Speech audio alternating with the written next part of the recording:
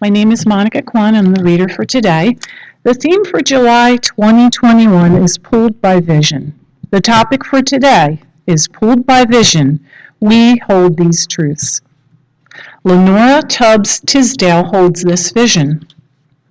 Let us hope of a new day to come when people would beat their swords into plowshares and their spears into farming implements, hoping of a coming time when children would safely play without fear of harm.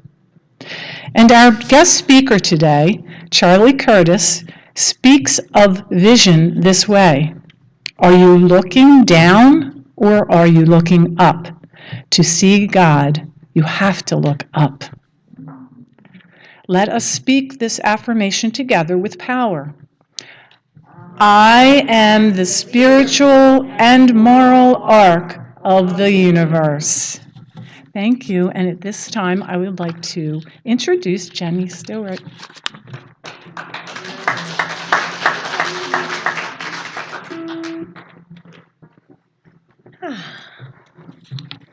Well, we are in for such a treat today, and we are so blessed to welcome Charlie Curtis here today to share his wisdom and insights with us.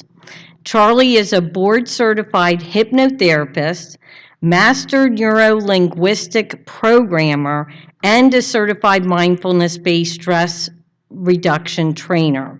He's been working professionally, serving and helping people for over 35 years.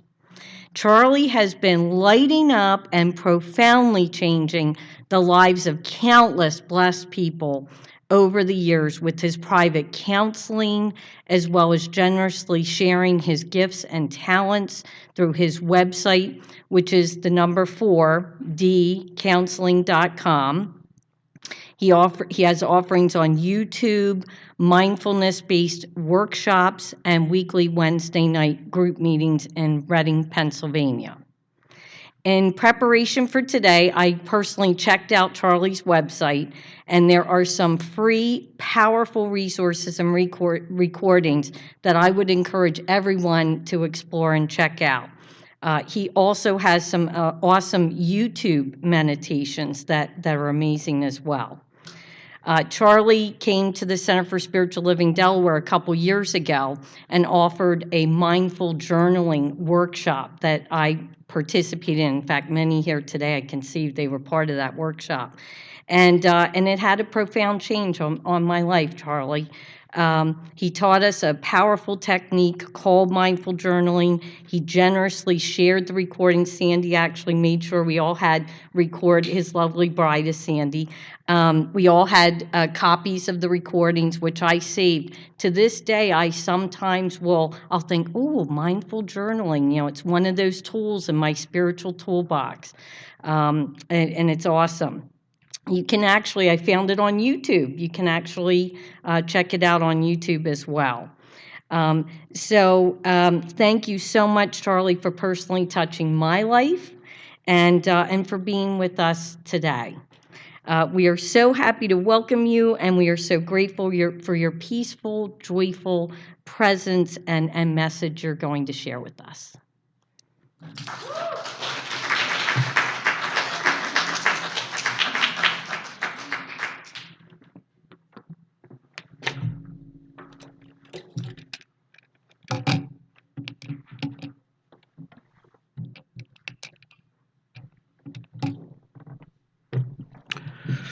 So good morning. And I'd like to give a shout out not only to everyone who's here, but to everyone who's online, and some of them are members of my groups, which I invited, and I'm grateful to all of you for giving me another chance to influence you. So, this is the day which the Lord hath made. Let us rejoice and be glad in it. That's Psalm 118. What do you see when you look out through your eyes? Do you see what God sees? The answer is from the quote, which was just read. Are you looking up or are you looking down? Because to see God, you have to look up. And when I do that, I lift up mine eyes unto the hills, from whence cometh my help. My help cometh from the Lord, who made heaven and earth. My mother recently transitioned to the next dimension. Some of you know her. Her name was Reverend Nancy Curtis, and she knew how to look up. She was a Methodist minister until she retired from doing that and then became a Science of Mind practitioner in the old Delaware Church of Religious Silence and did healing work there for many years. She was a good friend of Reverend Kathleen and attended this church until she entered a nursing home, and Reverend Kathleen asked me to pay tribute to her this morning. She was a trailblazer, helping to open the door for women to enter the Methodist ministry, a door that had previously been shut very tight. Later on, she became head of the committee that did the hiring and firing of Methodist ministers and helped to open the door for women of color as well, another door that had been nailed shut for a very long time. She was influential in the appointment of the first woman of color to be installed as a Methodist bishop, a bishop leading the very conference that in the past would have completely denied her membership into the clergy. Simultaneously with all of that, she became a board-certified hypnotherapist, was in private practice with me for many years, attending international conventions, teaching, and doing private sessions in this area. Last week, we planted a tree in the forest for my mother and nurtured it with her ashes. And then we went to my brother's place and ate grilled hot dogs, which were her favorite food. And then we shared stories of how she loved everyone and did so much good in this world. She was able to do this because she had a habit of looking up, and because she looked up, she could see God. How about you? What do you see when you look out through your eyes? Can you see God? You're different than you thought you were. You are connected to this universe. You belong here. We are not strangers in a strange land. This is a spiritual universe, and God is in charge. Certainly the New York Times doesn't think so. Every edition is full of man's inhumanity to man. The New York Times says there are now 400 million guns in this country, but somehow I don't feel safer hearing that. But is the New York Times the ultimate authority on life? The politicians are still fighting about everything with vicious anger, endless lies, and violent acts of prejudice and hurt. Those who do that are definitely not seeing God. And yet those who practice the spiritual life tell us that God can be experienced, that God feels good, and that we are wired to be in touch with the goodness of life. How can both realities be true? Chronic stressful thoughts are the fight or flight state triggered within us, and they lead to violence, to your health, to your state of mind, and physical and emotional violence to those in your life. Yet when stress is relieved, the body heals itself, sometimes even of things like late-stage cancer. We know this in Science of Mind because we've seen it many times. We've all been paying attention to public health recently. And when you look at things from the public health point of view, the science just is. Things just are the way they are, or so it seems. But as the famous commentator Paul Harvey used to say, what is the rest of the story? Perhaps science isn't the only way to look at life. Is what we need to become more safe, to have more fear and more guns and more versions of the vaccine? Or do we need to open our eyes and become aware of the presence of God? Because I'm going to say something radical now, that from the spiritual point of view, it is not the CDC that will get us healthy. It is not masks that will keep us safe. It is not vaccines that will guarantee your peace of mind. And it is not herd immunity that will restore public health. Looked at spiritually, it is our belief in ourselves. It is our faith as a people that we can be healed, whole, and healthy once again that will bring us as a nation back to health. In Proverbs 29, verse 18, it says, where there is no vision, the people perish. And 2,000 years ago, it was said by a very famous man named Jesus of Nazareth that it is done unto you as you believe. And that has never been proved wrong, because it is the truth that runs this universe. Masks, distancing, and vaccines have given us welcome guideposts to have faith in, but there is little inner peace in relying on a piece of cloth and a 6-foot length of tape measure for safety, meanwhile wondering whether we were too close to that person who sneezed, and is that latest COVID-19 variant you just heard about in the news going to get you? Science of Mind wants to know, are you going to live in fear, or are you going to live in faith? Because it's whether you have fear or faith that determines the outcomes in your life. Because life absolutely turns our thoughts into physical reality, no exceptions. This may sound at odds with science, but it isn't. I work professionally in the mind-body field. It's what I do all day long. So I know that fear drops your immune function dramatically. But when your fear drops to nothing because you moved into faith, your immune function can rise dramatically to levels far above normal, and the science supports this. One study showed that a week of meditation raised immune function 130%. That's huge. So this is not abstract. Whether you're in fear or faith actually has a strong effect on the function of your immune system, which will protect you from COVID if your immune function is strong. When our faith increases, our immune systems work better and our bodies heal. So if a solution is touching God by having a mystical experience, how do we get there? Well, the mystical experience is not as hard to get to as you may have been thinking. For if you can pet your cat, that is the beginning of the mystical experience. If you can sit on your porch at the end of a long day and watch the birds, that is the beginning of the mystical experience. If you can enjoy a baby as it giggles, smile as you watch young children, find mystery and wonder in every detail of life, and delight as you see animals playing, that is the beginning of the mystical experience. What we need to do is to get out of our heads, to slow down to the speed of life, and to learn how to thrive in the peak states our minds and bodies are capable of. The whole purpose of metaphysics is to bring you into an awareness of and contact with the indwelling God. This is the highest peak state there is. Here's a metaphysical prayer from Joseph Murphy, the great divine science minister. There is no fear, as perfect love casteth out fear. Today I permit love to keep me in perfect harmony and peace with all levels of my world. My thoughts are loving, kind, and harmonious. I sense my oneness with God, for in him I live, move, and have my being. I trust the divine law within me to bring my ideals to pass. The Father within me, he doeth the works. I am divine, spiritual, joyous, and absolutely fearless. I am now surrounded by the perfect peace of God. It is the peace of God which passeth all understanding. My spirit is lifted into the mood of confidence and peace. This is the Spirit of God moving in me. It gives me a sense of peace, security, and rest. A really important question is, have you been looking down or have you been looking up? Because we're wired to slow down to the speed of life, to live life in the zone. Life is beautiful and joyful in this state. Our senses are wide open, and being in our bodies is blissful. We feel uplifted, life is good, and we say to others, things are looking up. And in this state, we're naturally healthy. Because optimism comes with its own unique biology, which is radically different from the biology of fear. Andrew Carnegie once said, 2 men looked out through prison bars. The one saw mud, the other saw stars. There are 2 groups of people in this world. One of them is looking down and the other is looking up. Those who look down don't see God, live in a world of sickness and disease, lack and limitation, don't see a divine purpose, don't believe in healing, and live in fear and anger and conflict. They don't see love. They can't understand a religion of love.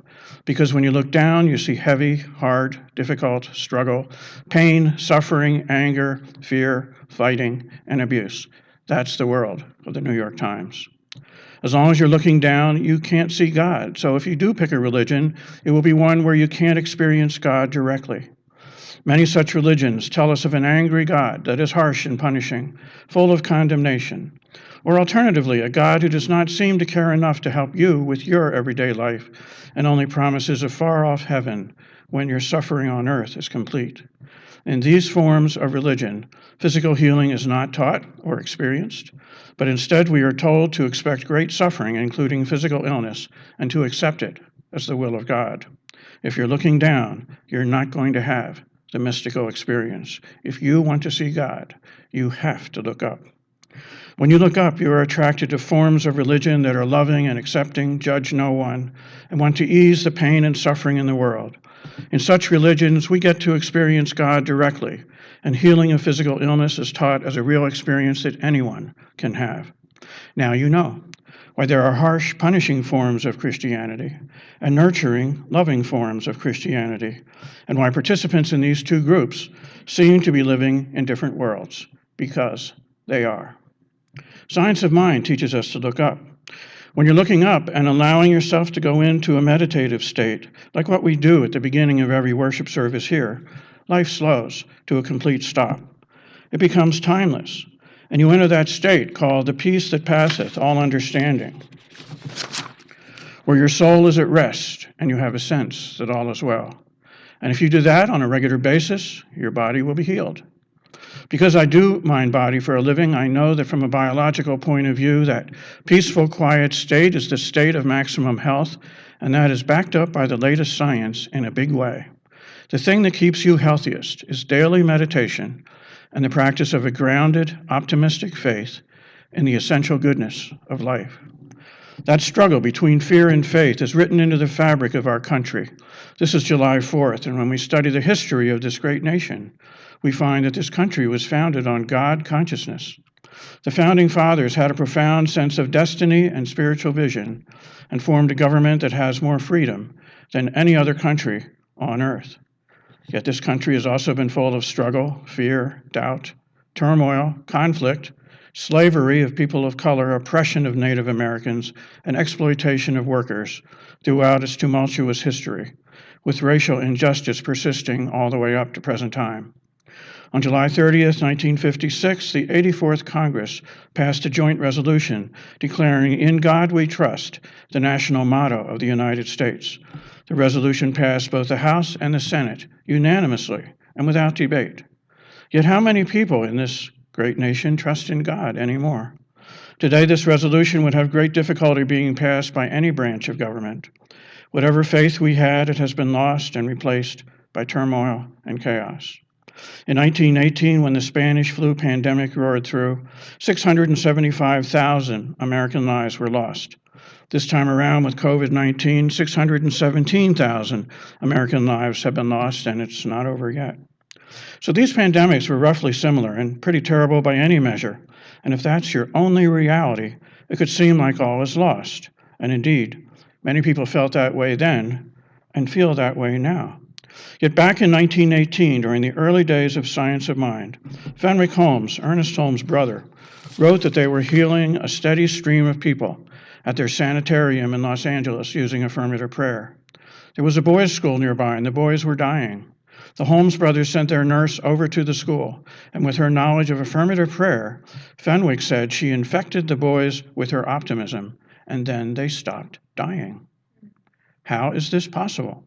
Unless somehow reality is different than what we were thinking. That the biology of optimism has such a healing effect, it can change the outcome of those infected by a pandemic. That the seeming scientific laws of contagion by a virus can be superseded by a higher law. Perhaps the answer is here in the 91st Psalm. He who dwells in the shelter of the Most High will abide in the shadow of the Almighty. I will say to the Lord, "You are my refuge and my fortress, my God, in whom I trust." Surely he will deliver you from the snare of the fowler and from the deadly plague. He will cover you with his feathers. Under his wings you will find refuge. His faithfulness is a shield and rampart. You will not fear the terror of the night, nor the arrow that flies by day, nor the pestilence that stalks in the darkness, nor the calamity that destroys at noon.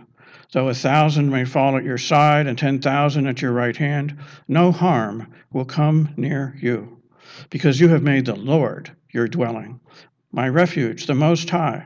No evil will befall you, no plague will come nigh your dwelling place. For he will give his angels charge over thee, to guard you in all your ways. They will lift you up in their hands, so that you will not strike your foot against a stone. So is this just some old poetic message in some old religious document that has no meaning for today's sophisticated thinker?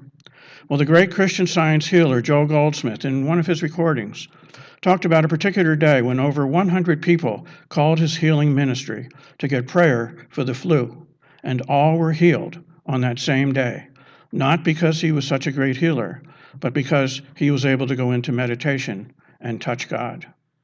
And of that day, when he was humbled by what he saw unfold, he concluded, "Man is not a healer. God is the only power."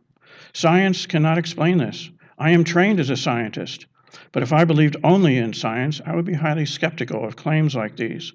Yet these are real events documented by reputable people. To explain them, we have to move beyond physics to metaphysics. Maybe, just maybe, this is a spiritual universe, and God is in charge. And maybe, just maybe, a positive faith and daily meditation make a biological difference enough to move us from sickness to health. In religious science, we say phrases like, God is all there is. And when we do that with conviction, people heal from their diseases. And healings through science of mind practitioner work have been documented thousands of times. What's going on here? Let's listen to Fenwick Holmes again. A woman living in a city in Illinois telegraphed to me one day saying that she was suffering from malarial fever with its accompanying aching of limbs, severe pain in the abdomen, and excessive headache, and had been sick for 2 weeks. Plain and simple, she's got malaria. And the science-based medical prognosis back in the early 1900s for someone with malaria was not good. Holmes continued, she asked me to undertake her healing. I began treating her at once, and in a few days received a letter saying that the pain had left her immediately and that she was now in a normal condition. Wait a minute, what just happened? What's going on here? A woman with malaria no longer has malaria because Holmes at a distance did something with his mind? How can that happen? Here's another case. He says, in Oakland, California, a certain woman was suffering from severe stomach disorders. Her mother came to me at my Los Angeles office and on her behalf asked me to undertake her treatment. I shortly received word that she was entirely healed. Here's another case, this one in 1917. Dear Mr. Holmes, I know you must have received our telegram and treated our child because our doctor says he never saw a child rally so fast in his life. Monday, when we sent her to you, she was very ill. And this morning, she is her old self. Her throat is nearly clear. She has a good appetite. The doctor says it is marvelous. He has not seen anything like it in the 150 cases he has had this year. What is going on here? Holmes puts it this way. What makes people sick is that they have been living away from their source. They have been thinking from the outside. Now what they need is to have their thoughts turned to the spirit. When the mind is finally renewed, there will be a perfect healing. He continues, each of us makes his own sunrise and his own sunset. Each soars or crawls as his thought decrees. He takes the wings of the morning and mounts to Pleiades, or the feet of the mole, and burrows in the earth. He walks uprightly, fearing no man, or meekly bends before every pretender to his throne. He goes forth with fear and meets his fate, or with courage is hailed as conqueror. He laughs, and the world laughs with him. He weeps, and all the world's in tears. He concludes, what do you want? What do you expect? These are the decisive factors in the living of your life. Behind you lie the broken things of yesterday. Forget them. Before you was dawn in the day. What shall come forth out of the unrolled parchment of the future? It is for you to decide. You hold tomorrow in the hollow of your hand. God is on your side. Life is on your side. Eternity is on your side. Life never ends. All things are possible to him that believes. Only have faith, and thy faith shall save thee. Believe, believe. Expect, expect. This was published in 1919, the year after the Spanish flu. Today we once again have not only a physical sickness in the world, but a social sickness, because we still have not learned how to love one another. I wrote a poem about this years ago, back when there was an Israeli-Palestinian conflict. And just a few weeks ago, Israel and Palestine started fighting again. It's as if we haven't learned a thing. What will it take for us as a worldwide community to learn how to look up and see God, to see the sacredness of life, and learn how to love? The poem which I'm about to read is called, What is a Vote for World Peace? When I wrote this poem, I was thinking about the process of being a peacemaker. I was thinking about all of the things Ernest Holmes had written about peace in his many books. And then I thought of a Larry King broadcast and how wonderful it was that one of my favorite persons, Reverend Michael Beckwith, who came out of Ernest Holmes' tradition, had brought his awesome consciousness to Larry King's show. And then I thought about a documentary that I saw which visited the Palestinian territories to find out what negative things happened when occupations went on for long lengths of time. The picture I saw was not pretty. Death, destruction, intermittent electricity, no water, continuous suffering. Here now is my poem, where I begin by talking about the occupied state of Palestine and how the world still thinks one country can legitimately occupy another country, and I ask, how is that possible? And conclude that it all starts with hate. What is a vote for world peace? When we look at all the hate, we must give up the occupied state of mind that hurts in bars instead of focusing on the stars. We hurt and kill because we fill our minds with the wrong end of the stick, and that anger and fear do make us sick. We need 100 Ernest Holmes and Michael Beckwith's dulcet tones on Larry King expressing hope, to counter candidates selling soap who can spin their fear and lies because of the film over people's eyes. Although the people were asleep, accepting what they were told like sheep, we are now beginning to wake because so much is at stake. We realize the true enemy of the state is that place in mind called hate. As we help people learn to love, the peace movement sends a dove of clarity into the mind of man. As we begin to realize we can make a difference, we see that we can't just let it be. One thing I've come to know is that the old way has to go. We cannot govern like the past. With those results, we are aghast. We need to think of peace so that fighting can decrease. We must hurt and kill no more, and in armies set no store. Giving up the use of force for endless wars, we feel remorse. There has to be a better way. And from my deepest thoughts, I say, love is the force that heals. Forgo bullets, send them meals. Instead of curses, send them nurses. Put out patriotic flames. Let international relations be Olympic Games. As our solemn national duty, let us focus on the beauty of that precious thing called life. Lay aside internal strife. Let go the violence in our thinking. I mean, what were we drinking that we could realistically hold the thought that a quick and dirty war could be fought, that bullets would cause shooting to cease, that more violence could ever lead to peace? Were we insane enough to think that war and peace have a logical link, that hurting others is our job? If so, we join the thoughtless mob, but let us each in our lives preemptively come to realize, giving up the martial arts, let us live life with our hearts. Let us hug the world to us, for they are people just like us. All they want is to live their life, for the husband to love his wife, to have electricity so that at nighttime they can see. A hug from their neighbor, no longer a stranger, laying down arms, going back to farms, sharing the oil, foregoing turmoil. Nobody really wants to die. We really want to be high on life and kiss our friends. Let us make amends and discover that peace depends on love. When a man transcends and says to all, I've had enough of those who would get rough, I'm giving up my fighting strut, no longer glorifying rifle butt. I'm letting go of shock and awe, for in that thinking there's a flaw. I no longer have an enemy, for everyone is another me. When I see the flame of love and the energy fills me from above, when my vibration rises, life is full of good surprises. When my thoughts of violence cease, then I've cast my vote for world peace. Thank you.